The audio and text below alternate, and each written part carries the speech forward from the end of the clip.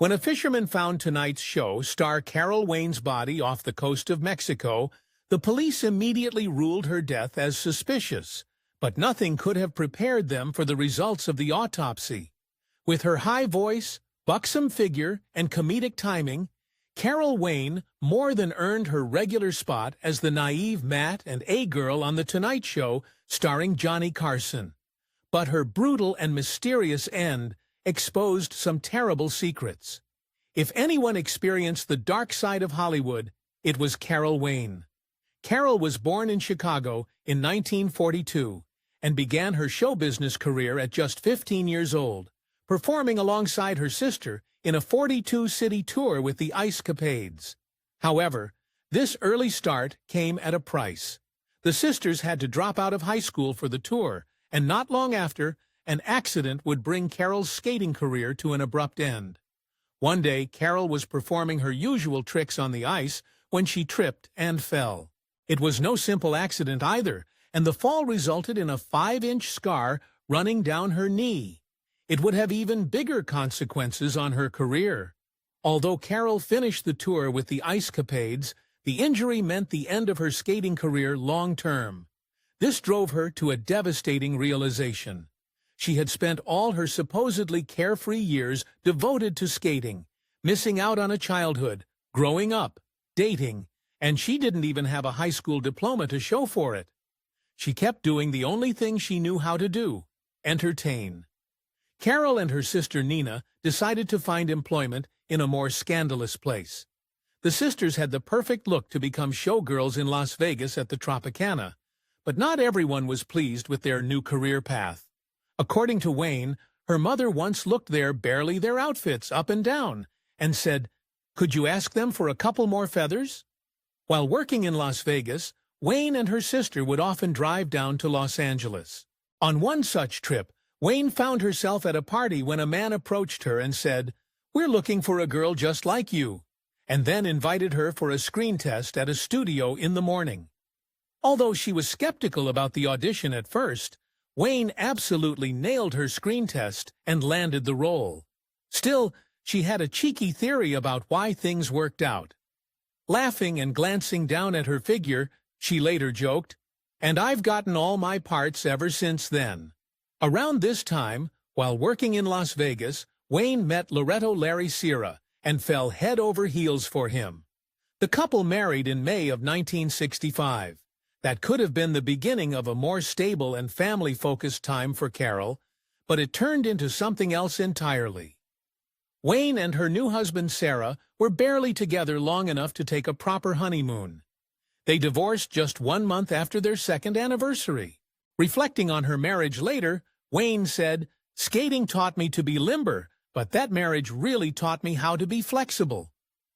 At the time of her divorce from Sarah, Wayne's star was on the rise.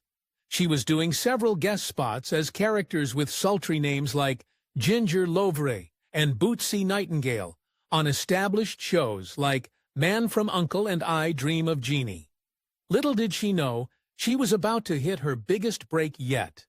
Starting in 1967, the year she divorced Sarah, Wayne landed a huge opportunity. Johnny Carson and his team hired her to work on The Tonight Show.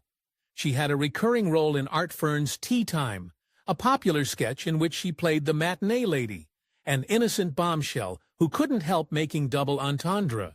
Wayne would go on to have more than 100 appearances on The Tonight Show, but this led to many scandalous backstage rumors. Her chemistry with Carson was undeniable, as were her physical charms, and many believed the pair might have struck a backstage romance. Wayne's response to this was surprising. When she addressed her time on The Tonight Show in an interview, Wayne didn't deny the chemistry she had with Carson. She even alluded to feelings on both parts. But according to Wayne, the timing was always bad, and the entertainers never seemed to be single at the same time. In the same interview, Wayne made a rather cheeky comment about her relationship with Carson and said, "He loves me. I love him. It's an understanding, a given. He still sees me every day in his dreams." Publicly, however, Carson never voiced such feelings for Wayne. Shortly after her divorce from Larry Ciara, and in the heyday of her time at The Tonight Show, Wayne met rock and roll photographer Barry Feinstein. Feinstein was very cool and had connections and close friendships with some of rock's greatest artists, including Bob Dylan, as well as tough guy actor Steve McQueen. Barry Feinstein's first wife was Mary Travers of folk band Peter, Paul and Mary. And according to Hollywood's Babylon Women, when Wayne met Feinstein, he was still married to Mary, but not for long. The musical pair divorced in 1967. The same year, Wayne became single. Feinstein was perfectly sweet and polite on the outside, but she could dish out an insult when she wanted. After Wayne and Feinstein got together, Wayne allegedly referred to her predecessor, Mary Travers's band, as Peter, Paul and Scary. Whatever the truth of their beginnings, Carol Wayne and Barry Feinstein made it official in 1969. A year later, Carol gave birth to her first and only child, a son named Alex. It looked like Carol was settling into modest success and acquired her family life. But again, that's not quite what happened. Wayne and Feinstein gave married life their best shot, but in the end, they were together for only 5 years, and much of that was likely for their young son. In 1974, they called it quits, and Carol Wayne was on the market again, this time as a single mother. Only Carol never had to wait long for a new man to show up in her life. Just a year after her divorce from Feinstein, she married the television and film producer Bert Sugarman. Sugarman was an influential producer on the kind of television shows that fit Wayne's curvy, bubbly brand. At the time of her marriage, he was working as a producer on Celebrity Sweepstakes. Wayne was cast as a panelist, both on Sweepstakes and Sugarman's later show, Who. Wayne was also still a popular regular on The Tonight Show, but she had her sights set on more serious acting roles. After nearly 10 years away from film, she made her return to the big screen with a role as nurse in the ensemble comedy Scavenger Hunt. Things appeared to be going well for Wayne, for now. In the early 1980s, Johnny Carson, unhappy with how things were going at The Tonight Show, threatened to walk off the show. The network was horrified at the thought of losing their biggest star. Carol Wayne must have been worried that her most stable gig was about to end. Although NBC convinced Carson not to leave, The Tonight Show was reduced from its usual hour-and-a-half runtime to just 1 hour. This would give Carson more free time, but also meant they had to cut a ton of material from the show, including the Matt and A Girl. In 1980, another piece of Wayne's life fell apart. Her marriage to producer Bert Sugarman ended in divorce. Right around the time her troubles at The Tonight Show started, for the first time in a long time, Carol Wayne did not have any jobs lined up, and it happened almost completely overnight. For the past decade, Wayne had been working steadily, and although her work was not very ambitious, it was stable. Suddenly, no one wanted to hire her. For the next couple of years, the roles almost completely dried up, aside from some sparse film and television work. Carol Wayne had to do something, but not everyone agreed with her next choice. By 1984, Wayne was in dire need of money, and not to mention a career boost. So she made a controversial decision. That year, she appeared in Playboy, and let's just say, she wasn't in one of their more conservative shoots. Of course, this was her decision to make, but behind the scenes, there was a much darker story unfolding. Carol's son Alex was now in high school, and around then, he reportedly introduced his mother to clothed cigarettes for the first time. She took to the habit with a vengeance. According to Hollywood's Babylon Women, she smoked them so much that their distinctive scent got her kicked out of many Hollywood restaurants. Not long after, Wayne began seeking out even more dangerous substances. In 1984, the same year she earned some much-needed extra cash by posing for Playboy, Carol Wayne ended up filing for bankruptcy. It had become pretty clear she was spending more than she was earning, and sadly, a lot of her income was going toward fueling a growing substance abuse problem. In her petition to the courts, Wayne revealed a tragic detail. The paperwork declared that she had a $0 income. The actress, now in her 40s, could not land any new roles. Her financial situation had become unmanageable. Still, in only a year, Wayne would discover that life could get much, much worse. Around the time she filed for bankruptcy, Wayne appeared in the dramatic film Heartbreakers, which was much more serious than any of her previous work. The film screened at the Berlin Film Festival. More than that, even critics took notice. When Roger Ebert saw the film, he singled out Wayne's performance, saying, "Her performance is so good, so heartbreaking, if you will, that it pulls the whole movie together." It could have been the beginning of a real acting career for Wayne, but the reality was very different. Heartbreakers was the last film she would ever make. In January of 1985, Wayne made a fateful decision. She went to the Las Hadas resort in Manzanillo, Mexico, reportedly to dry out from her problematic habits. Wayne was accompanied on the trip by Edward Durston, a car salesman and Hollywood man about town.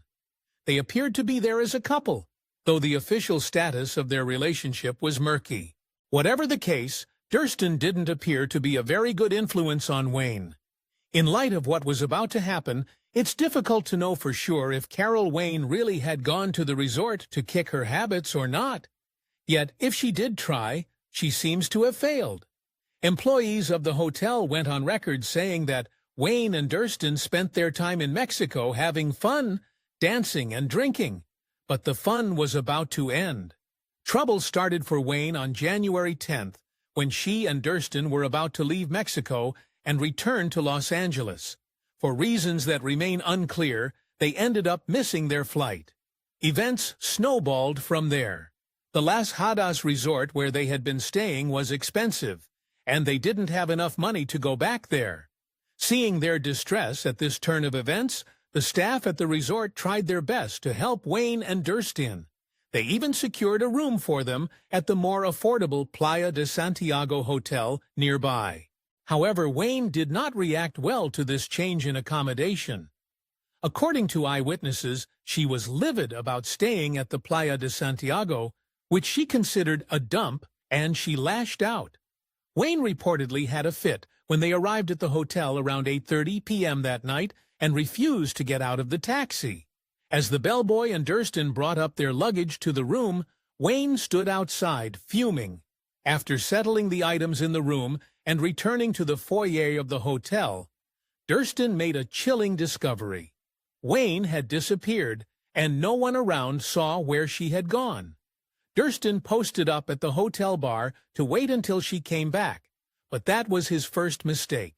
Over the course of the evening, Durston kept an eye out for Wayne, waiting to see her when she came back to the hotel. Only she never did. This is where his behavior became questionable at best. He simply checked into another hotel, making it impossible for Wayne to find him if she tried. Durston was apparently fed up with Wayne, and his next move was ice cold. He flew back to Los Angeles without her, though he did take her bags along with him, telling the airline she would pick them up in the morning, even though he had not seen her for some time, and he would not be seeing her again. On January 13, 1985, a fisherman was out casting his net when he made a horrifying discovery. Carol Wayne's fully clothed body was floating in a shallow bay. He pulled her in as quickly as he could, but it was already too late. The beloved Matt and May lady had finally been found, but now she was gone, and her death left behind far more questions than answers. Mexican police immediately ruled Wayne's death as suspicious. They had a lot of questions about what happened to the actress. Had Wayne accidentally fallen and drowned? Had she, upset at her circumstances, taken her own life? Had someone, perhaps Edward Durston, ended her life? They waited for the results of her autopsy. The autopsy revealed Wayne had been dead for 36 to 48 hours. When the fisherman finally discovered her, meaning whatever happened, it had happened shortly after the altercation with Durston at the hotel. More than that, she had no alcohol or substances in her blood. Whatever her addictions had been, she managed to keep them at bay right before her end. Her autopsy did not reveal any answers. Few explanations for Wayne's case satisfied Manzanillo District Attorney Jorge Hernandez. He didn't believe that Wayne would have drowned herself. The waters nearby were gentle and shallow, and Wayne had no bruising or cuts that suggested she'd fallen or hurt herself somehow, which left another, more sinister explanation. Wayne's companion Edward Durston looked exceedingly guilty to the investigators. After all, they'd had a fight just before Wayne's death, and he hadn't filed a missing persons report after she disappeared. First of all, he had taken a flight home without her and did not even leave her things behind. As people looked into his past, their suspicions intensified. For exclusive perks like early access to new videos, priority replies to your comments, and to have your say on future content, consider becoming a Factornate member. On top of that, your support helps keep the channel going. Click the link in the description for more details. Durston had actually been involved in the suspicious death of another actress years before. In 1969, aspiring actress Diane Linkletter called Durston over to her house and then apparently jumped out of a window. In the wake of the case, officers focused on possible substances in Linkletter's system and cleared Durston of any suspicions. The cases seemed very similar, but those who believed Durston had something to do with Wayne's death would be very disappointed. In the end, Wayne's passing was ruled an accident, and Durston was never charged with anything. This remains true even after several re-investigations into the case. Although Carol Wayne's true last moments remain a mystery, the general consensus is that she slipped and fell into the water while walking, upset and distracted on the beach. This conclusion is painfully ironic. One of the common jokes about Carol Wayne and her hourglass figure on The Tonight Show was, "With that chest, this lady will never drown." Even more heartbreakingly, one of Wayne's exchanges with Carson on The Tonight Show had the host telling her, "Someday you'll be 47, which was Carson's age at the time, to which Wayne replied, "I hope so." Tragically, she was only 42 when she died. With all the cheeky charm Carol Wayne brought to the screen, her sudden death left many people heartbroken. Johnny Carson even took his Art Fern character, the one most closely associated with Wayne's matinee lady, off The Tonight Show for the majority of a year, in deference to his friend and colleague, who had passed so tragically and so young. If you enjoyed this Factinate video, give it a thumbs up and subscribe for more incredible stories. Want to stay in who we cover next? Join our membership program through the link in the description for exclusive perks. Your support means everything to us. Thanks for watching, and we'll see you in the next one.